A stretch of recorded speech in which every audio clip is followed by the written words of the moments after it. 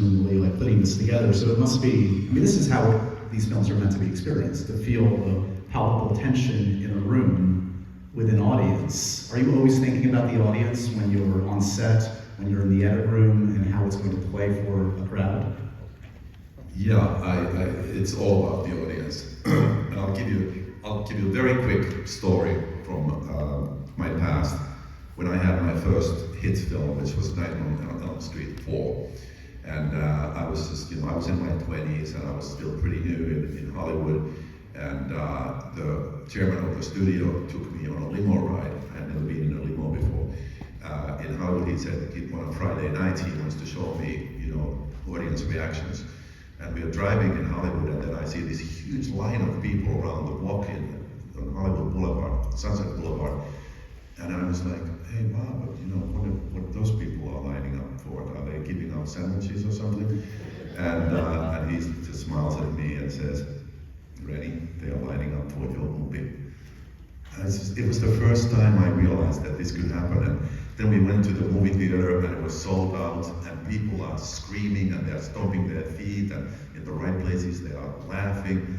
And it was just such a powerful, it's like there is no experience like that as a filmmaker, when you really feel that it's like the audience is with you, all the things that you did for, from your honest heart, you're doing your best, and it works, and they love it, and they are enjoying it, they are getting what they wanted.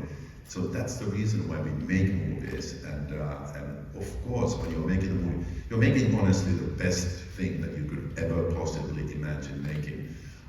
But of course, you're thinking about the audience, and you're thinking like, okay, how do we tell this story? And especially in this case, when you're doing a reboot of a fan favorite, you have to be so careful.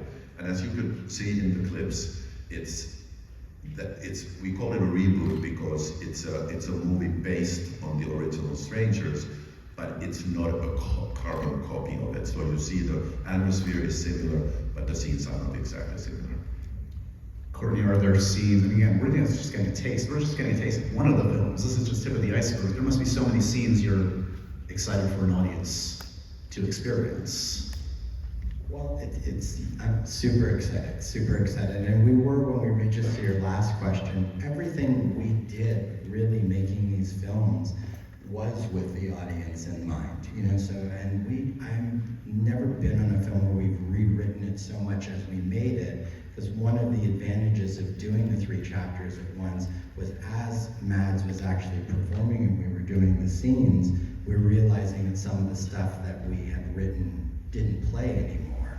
And we were seeing new opportunities of how to make it better as we went, as well, within the context of the framework we had laid out. And all of that was sort of in the interest of, taking the audience a step further and a step further and a step further along this journey, because the journey is really about that character. I mean, we sort of coined a term as we were making it, which is character-driven horror. And that's how we looked at these sort of 3 chapters and what we would be unveiling and unraveling for the audience and with the audience as we went, from both the perspective of protagonist and antagonist, to actually, and then that's in the horror milieu and all the great things that go with it, obviously, but really at a level that we feel like is very satisfying for everybody. And so, there's so many scenes, this one, as Renny said, is a reboot of the original with very specific changes to take us where we end up going for the whole story. But as I said, it's a giant movie, so we watch these scenes, and we're excited. I will say one thing, it doesn't play that loud in the movie theater, just so everybody knows.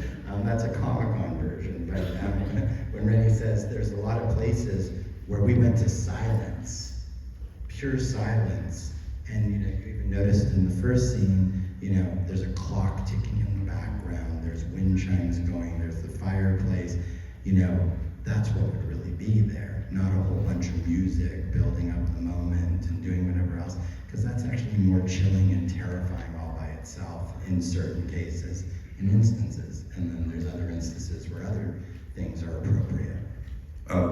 As you were talking about the reality of the movie and thinking about the audience and how it developed as we were making the movies, I have to add, if you don't mind, that I developed a term for Courtney during the shooting, and I called him the fun police.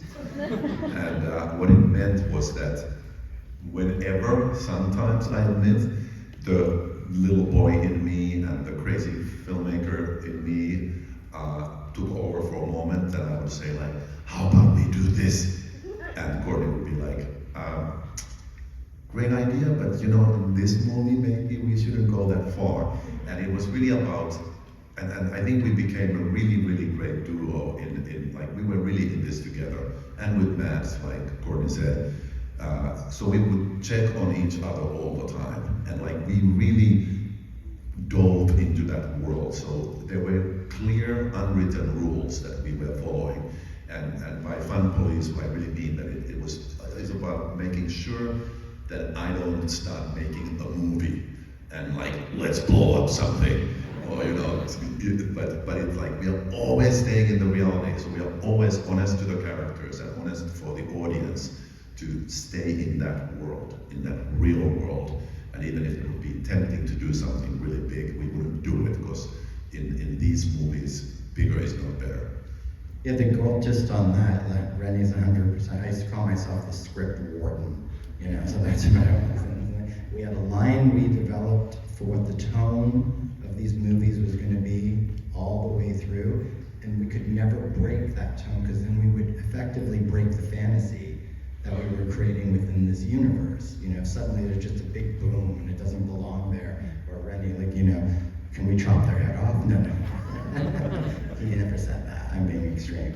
But, you know, we wanted to be consistent, because the idea was to sustain the terror of the original Strangers over the course of all the chapters, and to take it to a different level and actually feel as an audience what it would be like to really go through this, you know? And so if we ever broke that, then we felt like we would be jibbing the audience and taking them out of the world and the experience.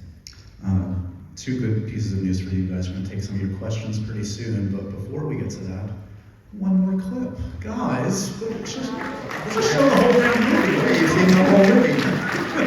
One more